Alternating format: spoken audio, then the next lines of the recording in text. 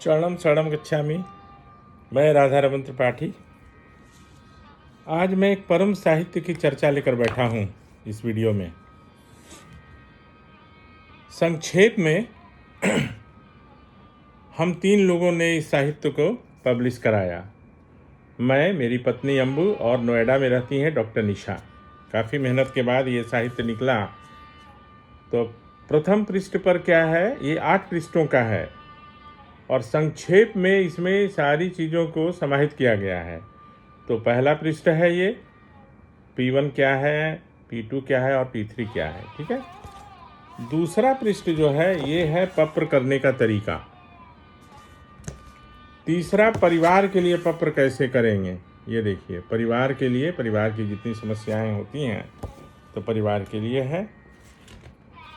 व्यापार के लिए, ठीक है। नौकरी के लिए, नौकरी मिलने से नौकरी के निर्वाह तक, नौकरी मिल जाती है फिर झगड़ा शुरू हो जाता है इत्यादि इत्यादि। तो नौकरी अच्छी मिले योग्यता के अनुसार और उसके बाद उसका निर्वाह। ये है स्टूडेंट्स के लिए, विद्यार्थी के लिए। वैसे सारे वीडियोज़ में सब आए हैं और आएंगे, परंतु इसको हमने एक संकलन के रूप में कि एक ही जगह, और ये है परम योग कैसे करें, कैसे करना। लास्ट में 8वां पृष्ठ जो है ये मानसिक रोगों और कष्टों का विवरण है जो परम जी का स्वयं का बनाया हुआ है। तो आप लोगों में से अगर किसी को इच्छा होगी कि ये साहित्य आपके पास पहुंचे तो आपको अपना व्हाट्सएप नंबर देना होगा मेरे कमेंट में, तो मैं इसका PDF बना हुआ है, मैं तुरंत भेज सकता हूं। अन्यथा बाय पोस्ट भी जा सकता है, स्पीड पोस्ट से भी जा सकता है। तो अभी मैं कुछ मानसिक कष्टों के जो लक्षण हैं जो परम योग से और P3Y से दूर हो जाते हैं उसका वर्णन करना चाहता हूँ, लेकिन ये मुझे पढ़ना पड़ेगा क्योंकि ये बहुत लंबा चौड़ा है और मैं नहीं चाहता हूँ कि इसमें कोई भी एक भी मिस हो। तो आप ध्यान से इसको सुनिएगा। शायद 1-2 मिनट लंबा वीडियो हो सकता है, तो बर्दाश्त कर लीजिएगा थोड़ा। तो और ये स्वयं परम जी का बनाया हुआ है, मैंने सिर्फ यहाँ उसको कट पेस्ट किया है।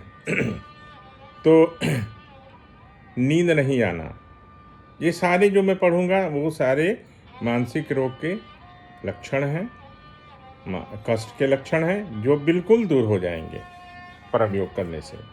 तो नींद नहीं आना, बुरे या भयानक स्वप्न का बार बार आना, जीभ सूखना, अति प्यास लगना, सिर भारी, सिर दर्द या माइग्रेन, मस्तक, गर्दन, छाती, हृदय या संपूर्ण देह में सतत मंद मंद दर्द, धीरे धीरे दर्द का होना, स्तब्धता और जड़ता, हाथ पांव में बार बार झंझनाहट, मुंह में अधिक बार खट्टा पानी या कड़वा ढकार बार बार आना।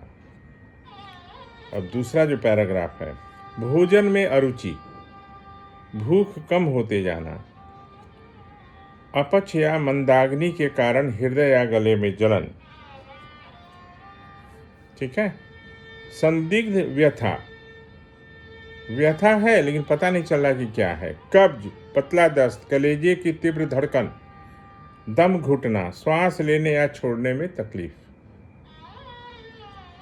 आंखों के आगे अंधेरा छाना, ये भी एक रोग ही है, अधिक घबराहट, बेचैनी, तलवा, हथेली, कपाल या संपूर्ण देह से पसीना छूटना, ठीक है। देह के स्नायु में कंपन, अब मरेंगे का अनुभव, हाई या लो ब्लड प्रेशर, शरीर और मन का लगातार कमजोर होते जाना, कम से कम काम में अधिक से अधिक थकान और अशक्ति का अनुभव होना, शारीरिक और मानसिक क्षमता का धीरे धीरे कम होते जाना, मानसिक कमजोरी, अक्रमण्यता, आवश्यक कार्य को भी टालने की प्रवृत्ति, चलो बाद में करेंगे, ये सब होता रहता है, कार्य को अधूरा छोड़ने वाली प्रवृत्ति, उल्टा सोचते रहना, अकारण तकलीफ जिसका कोई वैलिड रीज़न नहीं है, कारण नहीं है। चौथा, अस्थिरता या चंचलता, भुलक्कड़पना, बहुत जल्दी भूल जाना किसी बात को, बुद्धिमंद होते जाना, विस्मृति, संकल्प शक्ति और इच्छा शक्ति का अभाव, किसी काम में मन नहीं कर पाना, अनेक तरह के विचारों का आना या विचारों में खोए रहना, उत्साह का अभाव, जीवन भार लगना, निराशा, आत्महत्या की इच्छा या अन्य की हत्या की इच्छा, रोने की इच्छा, आत्मविश्वास का अभाव, घर से या काम से भागने की इच्छा, निज कर्तव्य को अन्य से कराना, स्वयं गलती करना और अपनी भूल के लिए अन्य को दोषी ठहराने इत्यादि की प्रवृत्ति, पूर्ण मानसिक अशांति।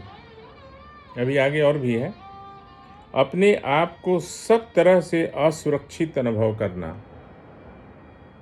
छोटी छोटी बातों में दुखी होते रहना या घबरा जाना, सतत मानसिक तनाव, चिड़चिड़ा रहना, हिस्टीरिया, उन्माद, हो हल्लड़ का स्मृति, अतिशंकालु, शर्मीला, अलग थलग, असंयमी, असामाजिक इत्यादि। अकारण भय, भय के कारण कहीं बाहर नहीं जाना, एकांत का भय, बंद जगह या खुली जगह का भय,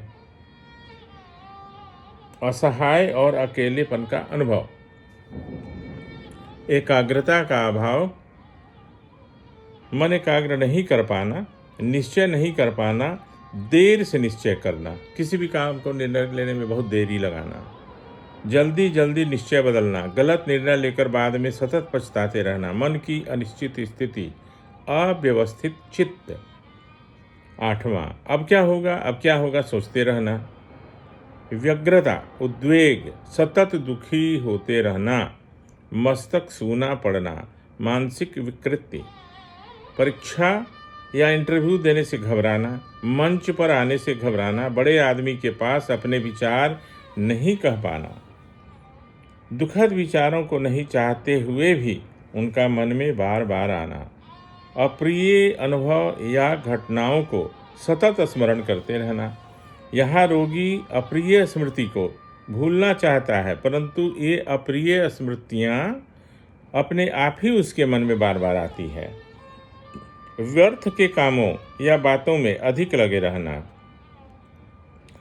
हाथ पांव बर्तन आदि बार बार धोना, ये भी एक मानसिक कष्ट है।